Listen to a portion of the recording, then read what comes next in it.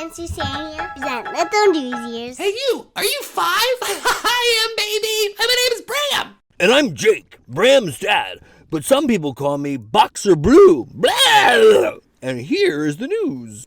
Oh, let me tell everybody. Oh, it's so amazing. We went on this great trip. It's so cool. We went to Goodwill. Yes, Bram. We went to Goodwill, but I want to tell everybody what I got. Yes, okay, we went to Goodwill, but I want to talk about Grounds for Sculpture in New Jersey. It's the coolest place. You know what I'm saying? Yeah, we'll talk about that a little bit later. Hi, everybody. Today is April 20th. It's Chinese Language Day. Yes, if you don't know, there are about 1 billion people who speak Chinese, speak Mandarin, speak Cantonese, speak different languages. Yes, so it's a good idea to learn to speak some Mandarin if you get the chance. Why not? Yes, and if you didn't know, coming up just in 2 days, it's Quinn's Kid Lines. It's our new LGBTQ show for kids. Well, it's news for kids that's basically about the LGBTQ community. Yes, does everyone know what that word means? You'll learn all about that on Thursday. Oh, okay. That sounds fine. So the first thing I want to tell you about is a very, very interesting article in Scientific American all about cloud seeding. Yes, cloud seeding. That sounds really weird. Yes, but it's a real thing. There are about 8 states that put this chemical up in the air to try to make snow. Why do they do that? Well, these states are not getting enough water, basically, right? Yes, and so what are the states? I'm curious. Can you tell me about the states? Like, which ones are they? Well, the article mentioned Colorado and Utah, Wyoming, Nevada, California, New Mexico, and and Arizona. Oh, yes. Okay, that's cool. So can you explain what happens? It's basically what scientists do is they put something up into the air, right? It's this like crystal-like substance that they used to use in photographs a long time ago. Yes, it's called silver iodide, right? Yes, and so basically these crystals go up in the air, and water molecules kind of attract to them, and then it starts like snowing. Oh, is it working? That's the thing, Bram. It's not working so well. In fact, they've done this for a long time. Back in 1947, for example, they did this weird experiment. I think it's pretty cool. Project Cirrus, which is part of, GE and a U.S. military collaboration. Collaboration? That's when people are working together. They did this thing where they dumped about 200 pounds of dry ice into a cyclone. What? Yes. Yes, so they dumped all of this dry ice, which is basically carbon dioxide, into a cyclone in Florida to see if something happened. Wow, that's crazy. Yes, and it all goes back to Vincent Schaefer's experiment a long time ago in the 1940s. It basically, he noticed that dry ice, when he put it in his freezer, it made things fall. That's weird. So anyway, answer my question, please. Does it work? Well, that's the point. There's not really evidence that this is making snow like people think. Oh, then why are we doing it? Climate change? Douche. Dad, I really want to try this new pasta. Oh, do you mean cascatelli, the world's newest pasta shape? Yes. So if you haven't heard, there's this guy, his name is Dan Pashman, and I hope I'm pronouncing that correctly. I don't know if I am. I may not be, by the way. But basically, he developed this pasta with Sfoglini. Over 3 years, they developed this special pasta. It's called cascatelli. It's inspired by the name for waterfall in Italian. Yes, I believe that word is cascata. Yes. And so, for 3 years on his podcast called Mission Impastable, they tried to make this special type of pasta. Yes, I think you mean the podcast is called The Sporkful. Yes, he wanted to make a type of pasta that can be speared with a fork. It can hold sauce, and actually, you can bite. Yes, so it's pretty cool. Yes, and Sfoglini, the company, uses this high-quality bronze casting to do that. Oh, wow. Douche. Hey, Bram, do you have $69 million? I don't know, maybe. Well, if you don't know, $69 million, it's a lot of money.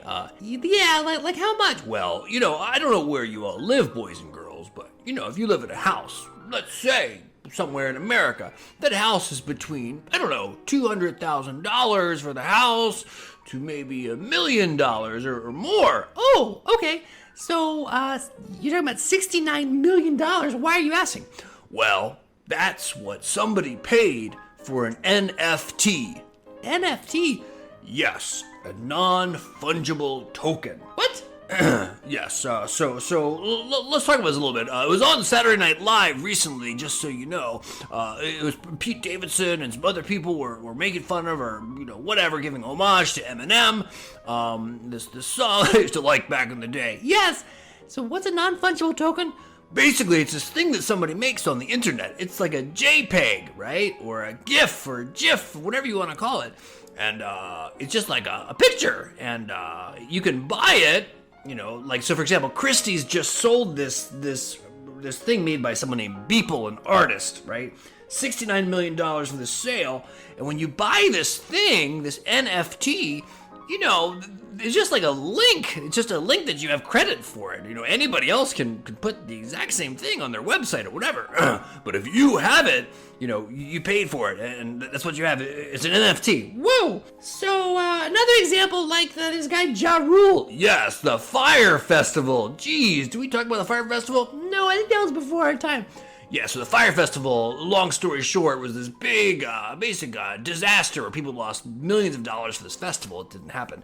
And so Ja Rule, who I think he's trying to raise money for himself for medical reasons, but basically he made an NFT of a grilled cheese sandwiches from the Fire Festival, and he's trying to sell those things. What? Yes, and there's even a robot or AI, artificial intelligent person, right? Her name is FN Meka. And she has 9 million TikTok followers. And she recently sold an NFT of a Lamborghini's porta potty for, I don't know, a couple $1,000s or something like that. Jeez. Douche. Hey, Dad. Yeah? What's a muon? Muon. Muon. That's something I don't know what that is. Yeah, so there's some news about muons if you didn't know. A muon is a subatomic particle, sometimes called a fat electron. Oh, like it's similar to the electricity that powers like batteries and flashlights and stuff like that. Yes, but it's like a lot heavier. It has more mass. It's like 207 times more mass. Oh, yes. These things are also called leptons, right? Yes, how did you know that? Don't ask me. I just know these things. So they're really unstable, right? They only last for like a tiny fraction of a second. But they did this really cool science experiment recently in Illinois, right? Batavia, Illinois, at the Fermi Lab, or the Fermi National Acceleration Lab, where basically they shot all these muons, these tiny particles, into a really intense magnetic field. Oh, that sounds really cool. And what happened? Well, basically, it did not behave as predicted. Oh, what does that mean exactly?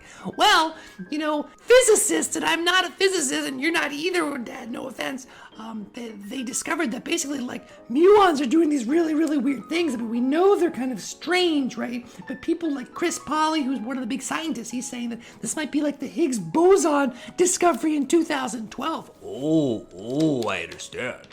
Yeah, so scientists think that maybe this is going to explain dark matter. Oh, dark matter. That's that 1/4 of the universe, right? That's unexplained. Like, it's 1/4 of the mass of the universe, right? Yeah, so it's pretty cool.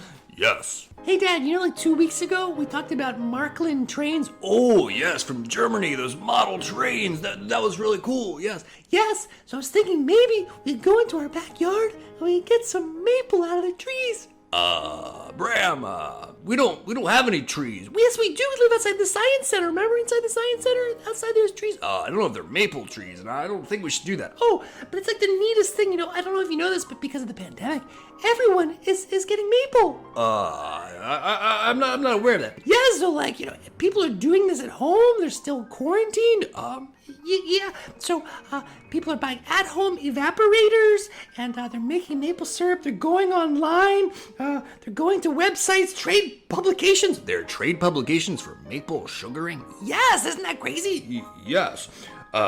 Okay. So, for example, there's a Facebook group called Backyard Maple Syrup Makers, and so they've basically doubled their membership in a short period of time. One of the cool things about making maple syrup, if you didn't know, it's a great activity for kids, right? Yes, it's educational. You go outside and you get all the sticky stuff everywhere. It's pretty amazing. Well, everybody, we're out of time, so I want to tell everybody about our little trip to Goodwill. Yes, okay, let's go about Goodwill. You know, guys, my dad and I, we go to Goodwill a lot. Like, I know it's kind of weird, but they have all these cool things. You know, what I like about Goodwill is it's all about serendipity. Oh, serendipity. Could you explain serendipity? Yeah, like, you know, you don't know what you're going to expect. You just find these crazy things. So, for example, my dad and I, we went to Goodwill and we found this game, and it's the coolest game. Like, maybe in the 1980s it was really fun, and now it doesn't exist anymore. I don't know. It's called Sequence for Kids. Oh, Sequence for Kids. Oh, yes. I'm acting like I don't know, but I've played a few times. It's basically like Connect 4, but you can get a unicorn card, you can get a dragon card. Yes, we also got this weird thing that Bram likes that I've never seen before, where balls float up and you shoot with a gun. Yes, it's so amazing. Oh, okay, but I also want to talk about the trip. So we went to this place called Grounds for Sculpture in Hamilton, New Jersey. It's really, really cool. Yes, they have all these weird sculptures. They're giants, they're big, they're very strange. Yes, and so one of the ones that Bram liked is this very inappropriate sculpture. It's by Stuart Johnson, as many of the sculptures there are from this artist. And it's called Has Anyone Seen Larry? And if you're watching us on our cartoon video news show, we'll show the clip right here. Yes, it's really crazy. Wait, Dad? Yeah? I can't see. What? Boys and girls, you know, I wear this special visor because, like, I don't know if you know, but I'm blind. I can't see. Yeah? It's not working. Oh, Bram. I don't know what to do. Oh, boy. This is to be continued. Do you want this week's news? Go to littlenewsears.com. Don't forget to check out our videos on youtube.com and our teacher lesson plans and more on littlenewsears.com. May your sweetness shine. And your colors glow. Blah! Sources for today's broadcast include the New York Times, Scientific American, and the Daily Beast.